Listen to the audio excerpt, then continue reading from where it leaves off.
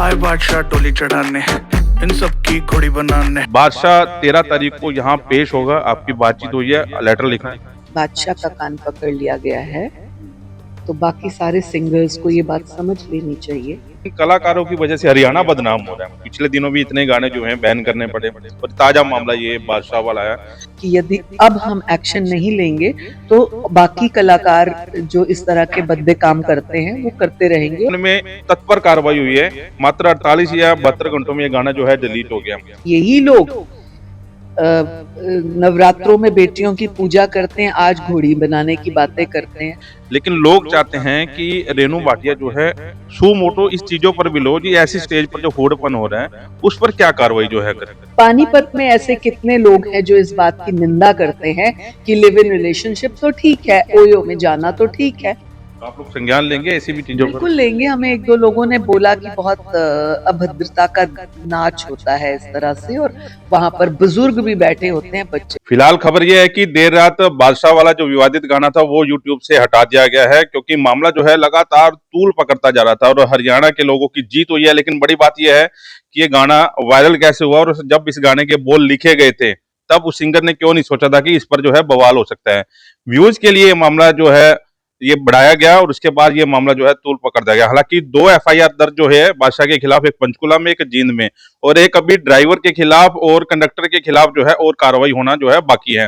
इस मामले को कल से जो है टीवी चैनलों पर आप देख रहे हैं, सोशल मीडिया पर देख रहे हैं। तो इसी मामले को लेकर आयोग की चेयरपर्सन जो है रेनू भाटिया आज पानीपत में है, उनसे बातचीत करेंगे, क्योंकि संज्ञान इन्होंने लिया और सविता आर्य जो पानीपत से हैं उन्होंने जो है लेटर लिखा था।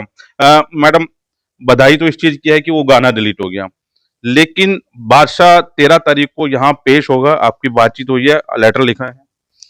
ऐसे है कि मैं इसको बधाई के साथ साथ शर्मिंदगी कहूंगी कि शर्मिंदगी है कि हमें इस तरह के गाने डिलीट करने पड़ते हैं। क्यों नहीं इस तरह के सिंगर अपना नाम रोशन करने के लिए कुछ अच्छा बेटियों के लिए गाते, उनको प्रोत्साहित करने के लिए कुछ क्यों नहीं गाते।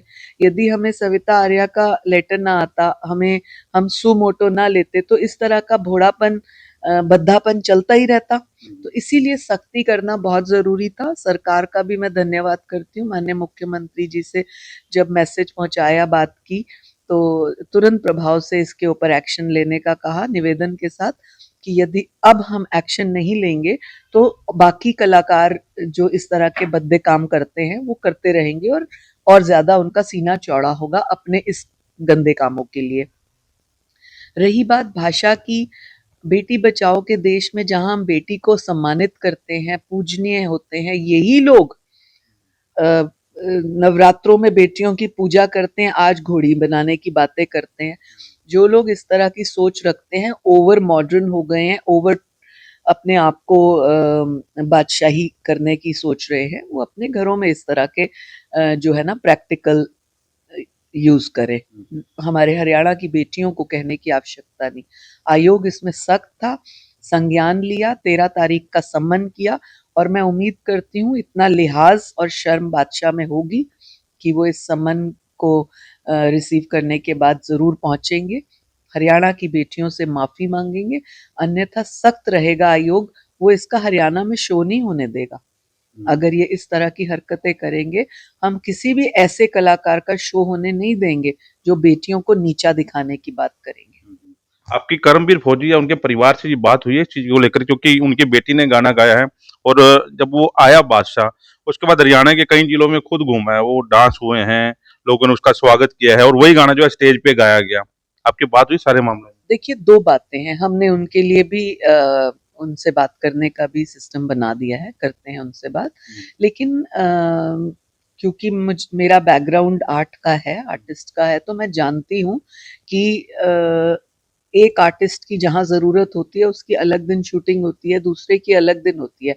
मैंने भी कई सीरियल्स, फिल्मों में काम किया है, तो मुझे भी पता है कि आज अगर मेरा रोल है, कल किसका रोल है, वो एडिट होके मेरे साथ कैसे लगेगा ये मालूम नहीं होता कि नेक्स्ट उसमें क्या है। हो सकता है इन बेटियों को ना मालूम हो।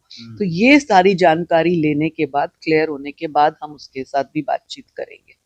तो अभी चलो ये मामले तो हट गए। अभी क्योंकि हरियाणा में कई ऐसे और सिस्टम जो है चल रहे हैं, मैं देख रहा था कि रागनी की स्टेज पर ये महिलाएं जो हैं भोड़पन कर रही हैं और उसमें जो हमारे बुजुर्ग जो हैं पैसे लुटा रहे हैं, डांस कर रहे हैं, क्योंकि आप लोगों के ऊपर अब ध्यान है सबका, क्योंकि इस मामले में आप लोगों ने ठीक है कड़ी कार्रवाई की, लेकिन लोग चाहते हैं कि रेनू भाटिया जो है सो मोटो इस चीजों पर भी लो जी, ऐसी स्टेज पर जो होड़पन हो रहा है उस पर क्या कार्रवाई जो है करेंगे। आपने बड़ा अच्छा प्रश्न किया। मुझे और भी कुछ लोगों ने इस तरह की बात की कि इस तरह की हरकतें अन्य कई तरीकों से भी होती हैं।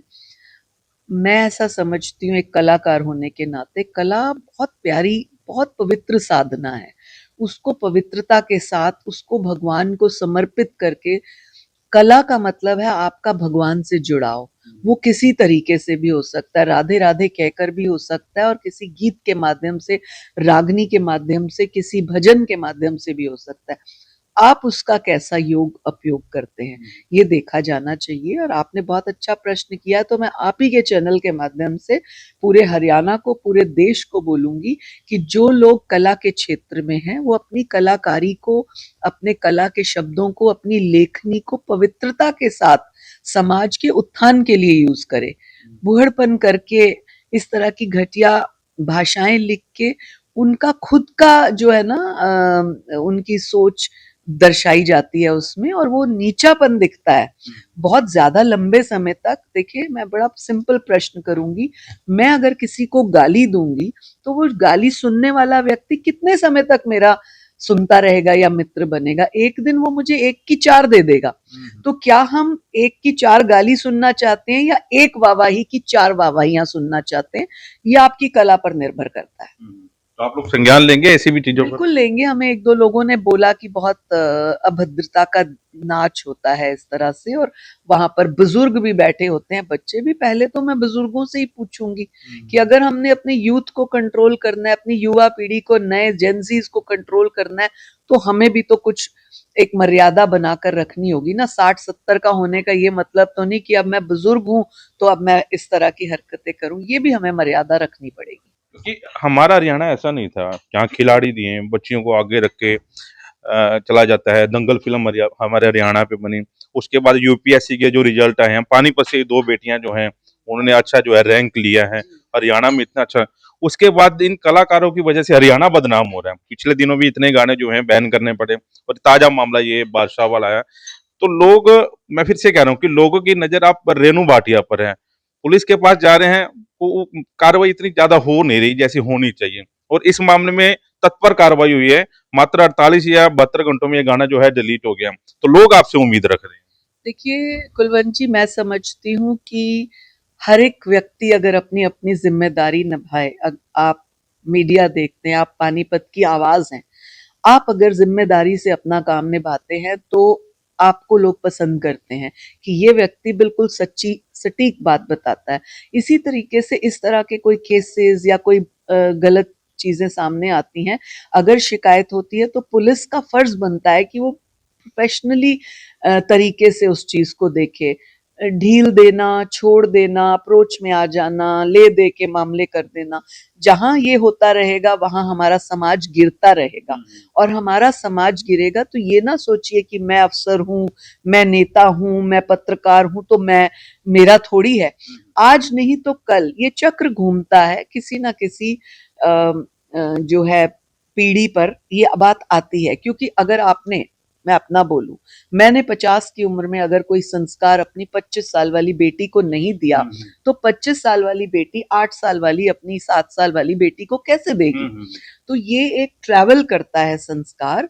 ये चाहे वो रिश्ता हो, चाहे संस्कार हो, चाहे आपकी एजुकेशन हो, वो ट्रैवल करती है। हरियाणा ने अब क्या कैप्चर कर लिया, क्या फॉलो कर रहे हैं हमारा यूथ, वो वेस्टर्न बनना चाहते हैं। एक कॉलेज में, मैं अभी सविता जी से बात कर रही थी कि एक कॉलेज में बच्चे ने मुझसे प्रश्न किया जब मेरा सेमिनार वहां खत्म हुआ क्वेश्चन आवर में, कि आप हमें आज भी लिव इन की बातें सिखा रहे हो, आज हमें ये वाली बातें कर रहे हो, फॉरेन कंट्रीज तो इतनी वेस्टर्नाइज्ड हैं, इतनी मॉडर्न है, और वहां सबसे ज्यादा जो है तरक्की है। तो मैंने कहा तुम कौन से ईयर में हो? कहता है फर्स्ट ईयर में। मैंने कहा अभी तुम बाल बुद्धि हो, जिस दिन फाइनल ईयर कर लो ना, उस दिन मुझसे ये प्रश्न पूछना, और तब तक स्टडी करना कि किसी भी विदेशी कंट्री में कोई डॉक्टर, इंजीनियर, इसरो, ये वो कौन है वो भारत के पढ़े लोग हैं। हर जगह भारत ने अपना परचम लहराया है, तब जब उन्होंने भारत की स्टडी को आगे बढ़ाया। भारत से नींव उनकी भारत है। अब अगर हम इतना ओवर वेस्टर्नाइज हो जाएं, मैं भी विदेश की पढ़ी हूं, मेरे बच्चे भी विदेश में पढ़े हैं, पर क्या हम अपनी जड़ों को खत्म कर दें? जड़ों को मजबूत रखना है। जड़ मजबूत होगी तो पेड़ की छाया बढ़ेगी, पेड़ मजबूत दिखेगा, हरा भरा दिखेगा। जिस दिन आपने जड़ काटनी शुरू कर दी वेस्टर्न के चक्कर में, इंडिपेंडेंट होना, एम्पावर्ड होना, मॉडर्न होना, फॉरेन में पढ़े होना, एजुकेटेड होने का मतलब ये नहीं कि आप अपने संस्कार खत्म कर दो। माननीय मोदी जी भी कहां से कहां तक पहुंचे। अगर इन्होंने संस्कार खत्म किया होता तो आज भारत में होली ना खेली जा रही होती, उसी प्रकार दंगे होते जैसे चल रहे हैं आसपास। तो जिस परिवार ने, जिस बच्चे ने अपना संस्कार खत्म किया, वो आज भी बर्बाद है और कल भी बर्बाद है। दादी का नुस्खा, आज दांत में दर्द हो, टूथपेस्ट में क्या है, क्लोव, तो दादी का जो लौंग है ना, वो आज भी काम आता है। अच्छा, क्योंकि अब बहस इस बात पे है, सोशल मीडिया की बात चल रही है। सोशल मीडिया आया तो अच्छे काम के लिए था कि ठीक है कुछ सीखा जाए। अब मांग उठ रही है कि सोशल मीडिया बैन ही होना चाहिए। ज्यादातर महिलाएं जो है इसमें ज्यादा आ रही हैं, आदमी मेरे ख्याल कम है। अगर आदमी अगर 30% है तो 70% महिलाएं हैं। ठीक है, उनको ये नहीं पता कि बच्चा पास में खेल रहा है, वो अपने उसमें मस्त है, उसने रील दिखानी है। अब सोशल मीडिया को बैन होने की बात हरियाणा में इस बात को लेकर चल रही है कि ऐसे कम से कम जो है ये मामले सामने न आए। आप इस बात से सहमत हैं? इसमें कई लोगों के अलग अलग तर्क हैं। लोग कहते हैं कि हमारे पास एक्स्ट्रा गैजेट्स आ गए, अब हमारा उत्थान होगा। ये तो एक्स्ट्रा गैजेट्स हैं। एक डंडी, गांव के किसी व्यक्ति की छड़ी आप ले ले, वो छड़ी जानवर को भगाने के काम भी आती है, और जानवर को अगर कोई व्यक्ति जानवर बन जाए तो उसको मारने के भी काम आती है। तो एक ही छड़ी है, उसका उपयोग आपने कैसे किया है। तो ऐसे जानवर ना बने कि वो छड़ी आपके ऊपर यूज हो। तो सोशल मीडिया सेम चीज है। ये ऐसी एक मैं तो इसको AK-47 कहती हूँ, और आजकल तो AK-47 से भी आगे, कि ये एक ऐसी बंदूक है जिसकी एक बार गोली निकली तो आपका सर्वनाश है ही है अगर आपने गलत इस्तेमाल किया। बिकॉज मोबाइल के लिए एक बहुत प्यारी बात जो बनी है वो बिल्कुल सटीक बैठती है, क्योंकि हम साइबर क्राइम देखते हैं तो उसमें निकलता है कि mobile neither forgets nor forgives. एक बार इसमें आपकी वो चित्र, फोटो, अच्छी माड़ी बात आ गई ना, वो ना भूलता है मोबाइल, ना माफ करता है। जहां उसको जरूरत पड़ेगी आपको बेइज्जत भी करेगा, और जहां उसे जरूरत पड़ेगी वो कुछ नहीं भूला, आपका दिया हुआ अच्छा वाक्य उसमें रिकॉर्ड रहेगा और आप उसको आगे बता सकते हैं। तो it is you who has to decide how to use it. आप लिव इन की बात लगातार उठाते हैं, कॉलेजों में आपकी वीडियो भी वायरल होती है इस बात को लेकर। जब आप कमेंट पढ़ते हो तो लोग अप्रिशिएट भी करते हैं आपको कि मैडम ने सही आवाज जो है उठाई। दूसरा मामला ओयो का उठाया आपने। तीसरा निंदा भी करते हैं। निंदा वो लोग करते हैं, आपको पता ही है कि मैं दो तरह। जानना चाहती हूँ ऐसे लोगों से आपके चैनल के माध्यम से कि पानीपत में ऐसे कितने लोग हैं जो इस बात की निंदा करते हैं कि लिव इन रिलेशनशिप तो ठीक है, ओयो में जाना तो ठीक है।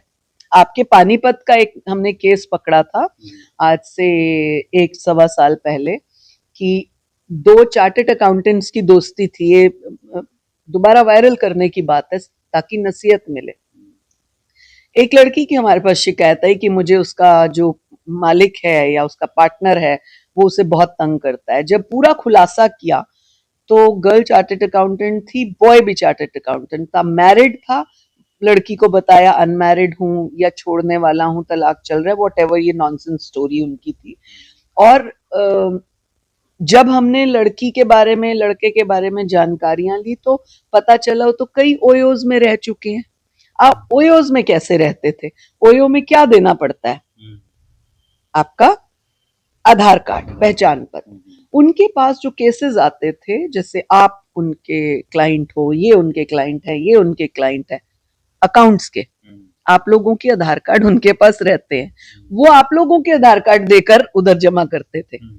कुलवंत का आधार कार्ड है, किसी और लेडी का आधार कार्ड है जो क्लाइंट है, और होटल में तो उनके नाम है, और वो इस तरह से जाते थे। वो तो रैंडम एक परिवार में झगड़ा हुआ और उन्होंने कहा कि तू गया था ऐसे होटल से, मुझे पता लगा। पति पत्नी का जब झगड़ा हुआ तो ये वाक्य खुला। तो ऐसे कितने ही परिवारों के साथ गद्दारी हुई होगी। तो अब आप मुझे ये बताएं कि 15 परिवारों की अगर लड़ाई मची उस एक कपल की वजह से, उनके नाजायज रिश्तों की वजह से, गलत काम की वजह से, गलत, तो ये अच्छा है या बुरा है, ये पानीपत की जनता तय करे, ये देश की जनता तय करे, ये हरियाणा की जनता तय करे कि ये ओयोस ठीक है कि नहीं। आज तक 14-15 हजार केस अब तक हमने देखे महिला आयोग में, जिनमें 60% लिव इन के हैं। मैं बार बार ये बात कहती हूँ, 60%, 50 क्रॉस कर गया लिव इन की वजह से, पति पत्नियों की लड़ाई इसी वजह से, घर टूटना इसी वजह से, यूथ का बिगड़ना इसी वजह से, आत्महत्याएं इसी वजह से। एक केस बता दे लिव इन का जो ये कहे हमें मेडल मिलना चाहिए, हम सक्सेसफुल है। किसी ना किसी का दिल तोड़कर, किसी ना किसी का घर बर्बाद करके वो बना होगा लिव इन। तो मॉडर्न बनिए, पढ़े लिखे बनिए, सोसाइटी मूव करिए, बट मर्यादाओं में रहकर भी सारे काम होते हैं। कोई काम औछा करके, नंग करके और बिगड़े हुए हालातों में करके उसका कौन सा मेडल है। और वही काम, वही रिश्ता, वही पवित्रता, वही साथ, वही प्यार, वही दोस्ती, वही आशिकी, वही सेक्स इकट्ठे रह के, पर्दे में रह के किया जाए, वो भी रिश्ता है। आप कौन सा चुनना चाहते हैं, जनता को सोचना। नहीं आप मेरे ख्याल की मैंने कई चेयरपर्सन को देखा, लेकिन आप जिस तरह काम कर रही हैं समाज के लिए, बड़ा अच्छा काम है। और बेहतरीन काम ये है कि आप जब पानीपत के कमेंट खोलोगे ना, पानीपत के पीछे भी आप लोग जो इंटरव्यू हुए हैं, जो आपने मामले पकड़े हैं, तो 80% लोग जो है आपके पक्ष में आप लोगों ने आवाज उठाई कि मैडम की आवाज बहुत अच्छी है। लोगों का धन्यवाद करती हूँ, बहुत बहुत शुक्रिया, धन्यवाद। अब दूसरी बात ये है कि आप हर जगह जा नहीं सकती, इतने केस हैंडल कर नहीं सकती, क्योंकि हरियाणा बहुत बड़ा है। अब मामला ये है कि ओयो जैसे और भी रेस्ट वो खुले हुए हैं, गेस्ट हाउस खुले हुए हैं। आपने उदाहरण दिया है कि आईडी मेरी है, जा कोई और रहा है। ऐसी स्कूल की बच्चियां जा रही हैं। अब ये बादशाह वाला मामला तो स्कूल की बच्चियों के कारण ये फंसा ना, ड्रेस होती है। ऐसी बच्चियां जा रही हैं, लेकिन उनके आधार कार्ड जो है मेरा लगाया गया वहां पे। अगर जो बच्चा वहां पे 17 साल का जा रहा है तो आधार कार्ड मेरा है वहां पे। पुलिस पूरी इन्वेस्टिगेशन करती नहीं उस सारे मामले में।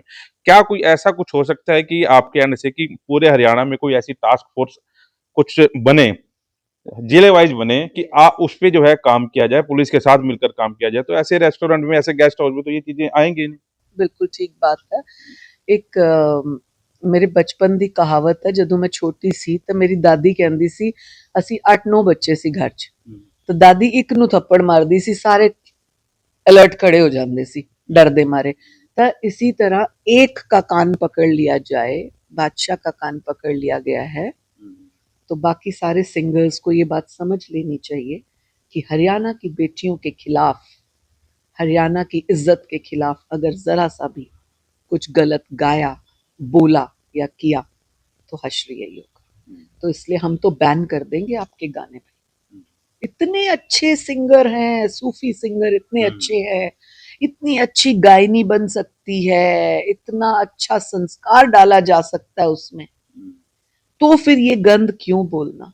तो ये सोच की बात है। और रही बात आपने कहा टीम एक होनी चाहिए, हरियाणा मात्र 23 तो जिले हैं। अगर कोई काम करने वाला हो, 23 तो जिले, हम एक महीने में 8 जिले कवर करते हैं। 8 बार एक साल में हर जिले की बारी आ जाती है। लेकिन जो वहाँ के अधिकारी हैं उनके साथ हमारा बराबर का ये बात रहती है कि whichever case we send, कोई भी चीज हम फाइंड आउट करते हैं उसकी तहकीकात गहराई तक हो, सच और झूठ का सामना, क्लियरेंस आप हमें दो। अगर हमें जरा सी चूक दिखती है तो हम उसके ऊपर उल्टा पड़ जाते हैं। तो ऐसे हम करने की कोशिश करते हैं। इसके अतिरिक्त हमने हर जिला कमेटी में, अब महिला आयोग ने एक महिला देना शुरू किया है। हमने फरीदाबाद में कर ली है, कुरुक्षेत्र में कर ली है, आज हम सविता आर्या को पानीपत में डीसी की कमेटी में डाल रहे हैं। तो इस तरह से एक महिला, एक सख्त महिला पूरा परिवार संभाल सकती है। इसी तरह डीसी की कमेटी में एक सख्त महिला जो खुद सख्त हो, चरित्रवान हो, अपने वादों की तरह पक्की हो। आंख कौन दिखा सकता है? वही दिखा सकता है। ऐसे उंगली कौन कर सकता है? वही कर सकता है जो अब खुद पक्का हो। तो ऐसी हमें टीम चाहिए और ऐसे हम धीरे धीरे उन बहनों को मौका दे रहे हैं जिला कमेटी में करने का, और महीने में एक बार 2 बार 2 महीने में एक बार जब ज़रूरत पड़े मीटिंग करिए और आप आगे समाज को संभालने का काम करें। चलिए, बहुत बढ़िया बातें जो हैं रेणु भाटिया जी ने कही हैं। मैं खुद सहमत हूँ इनकी बातों से, और ऐसा हो गया तो बहुत बड़ी बात होगी। लेकिन बादशाह वाला मामला जो है अभी पूरी तरह सुलझा नहीं है। 13 तारीख को वो पेश होगा या नहीं होगा, वो देखने वाली बात होगी। तो आप इस वीडियो को शेयर ज़रूर करें, अपने कमेंट जो हैं, चाहे पॉजिटिव है चाहे नेगेटिव है, इस इंटरव्यू के नीचे जो है ज़रूर करें। वॉइस ऑफ पानीपत के लिए प्रदीप पंचाल के साथ कुलवंत।